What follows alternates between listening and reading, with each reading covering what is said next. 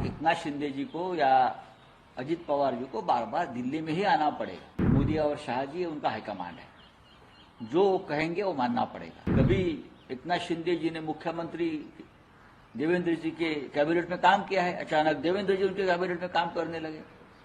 अब जिस प्रकार की राजनीति महाराष्ट्र में चल रही है उसमें कोई स्वाभिमान नाम की चीज अब बाकी नहीं है। आजकल देखता हूं उनके चेहरे पर बहुत हंसी है। दिल्ली में कल घूम रहे थे गॉगल विगल कोट सूट पहन के, उनके चेहरे की रौनक वापस आ गई है जो लोकसभा चुनाव में खत्म हो गई थी। कल मीटिंग थी और उसमें एकनाथ शिंदे का कहना है कि अभी एक और महाराष्ट्र में मीटिंग करेंगे बीजेपी का, उसके बाद डिसाइड कीजिएगा। क्या कहेंगे? बात ऐसी है कि महाराष्ट्र की सभी बातें दिल्ली में डिसाइड होगी। जो महाराष्ट्र का स्वाभिमान अभिमान की बात हमेशा करते थे वो अब नहीं रही है। अब एकनाथ शिंदे जी को या अजित पवार जी को बार बार दिल्ली में ही आना पड़ेगा अपनी बात रखने के लिए। चाहे उनके एक अलग पार्टी अलग गुट बना है, लेकिन उनका हाईकमांड दिल्ली में है। मोदी और शाह जी उनका हाईकमांड है, जो वो कहेंगे वो मानना पड़ेगा। चाहे उनकी डिमांड उनकी मांगे कुछ भी हो, लेकिन उनको महाराष्ट्र में जो बात चाहिए उसके लिए दिल्ली की उनको मंजूरी लगेगी।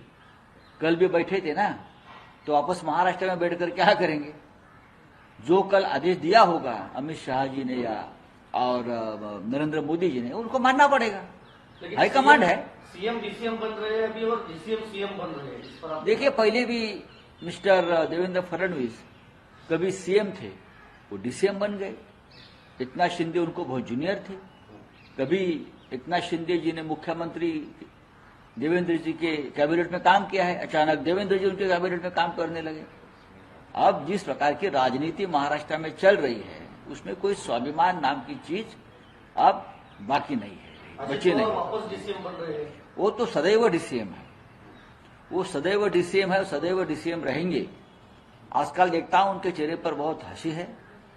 दिल्ली में कल घूम रहे थे गॉगल विगल कोट सूट पहन के, उनके चेहरे की रौनक वापस आ गई है जो लोकसभा चुनाव में खत्म हो गई थी। ईवीएम की कमाल है।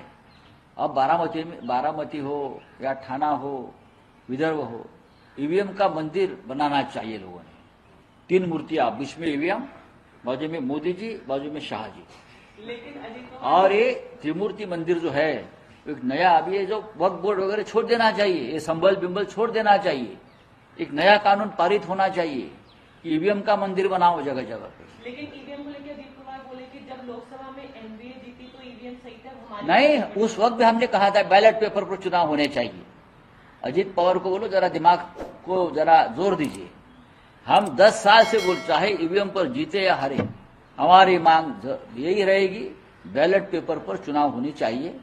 कल झारखंड के मुख्यमंत्री हेमंत सोरेन साहब ने यही कहा। उत्तर प्रदेश में अखिलेश यादव जी को बहुत बड़ी जीत मिली, उसके बाद भी अखिलेश यादव जी बोल रहे हैं ईवीएम नहीं चाहिए, बैलेट पेपर पर चुनाव चाहिए।